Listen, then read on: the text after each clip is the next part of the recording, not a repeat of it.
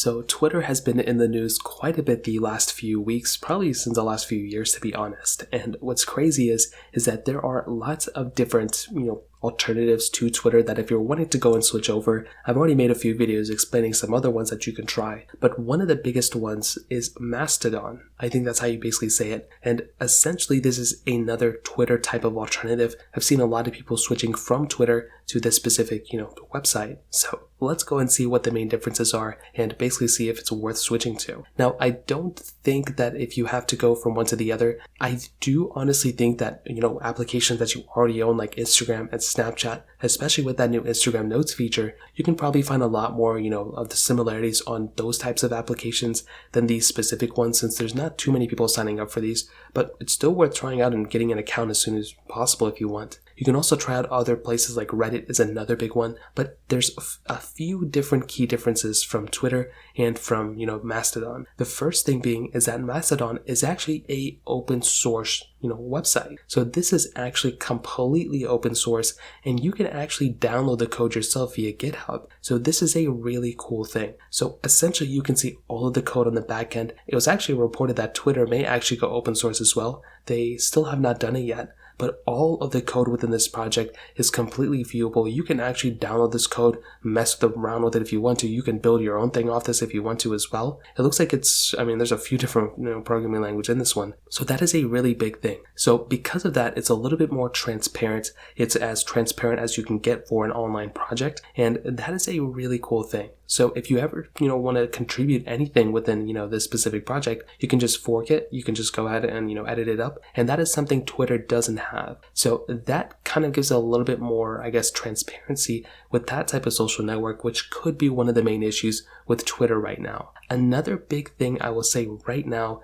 is kind of a disadvantage for Mastodon, and that is the amount of community that you have right now. Because of that, there's just not that many people signing up for this website. However, I'm sure signups have spiked since Twitter's been kind of swapped hands. But I don't think that's a bad thing. I think it's going to take a little bit of time, and that is something that's just going to happen. Personally, when I've switched from one social network to the other, it always takes a lot of time to kind of get used to it. And unless they're going through and adding a lot more features and changing things up, it usually only takes like a week or two to kind of get used to it and have it part of your daily life. So as long as there's a big community there, people are also going to sign up for it as well. It just takes a little bit of like the first time movers to go and start posting on there. But speaking about posts, I will tell you the way the posts will look and everything. There is a lot of similarity here. For some reason, I wasn't able to see any of the numbers of likes or any number of the retweets or whatever on Mastodon. So I'm not too sure what's going on there. I don't know if that's my problem or something, but I will say the layout is very, very similar. If you're going through and you're looking at people's, posts on Mastodon, it kind of reads the same exact way as, Twitter. And actually, I can now see that tweets and retweets or whatever the shares on Mastodon, I can see them now. So it's weird. Maybe nobody was liking those ones that other people were showing. But essentially, it's almost like a mixture between Twitter and, Discord. That's kind of how Mastodon kind of acts like. And because of that, you can go ahead and see a lot of different things that are going on within Mastodon, which is cool. But because the amount of people on Twitter is still there, I think it's going to have a little bit of a hard time for people switching over until there's a lot of people posting on Mastodon, if I'm being honest. Now, on top of that, like I said, there's a bunch of similarities. You can share, you can, repost, you can, favorite, aka like your specific tweets and whatnot as well. And I will say from just some posts that I'm seeing right now, there are still thousands and thousands of people who are liking posts on this specific website. So because of that, I think this community is definitely going to start growing.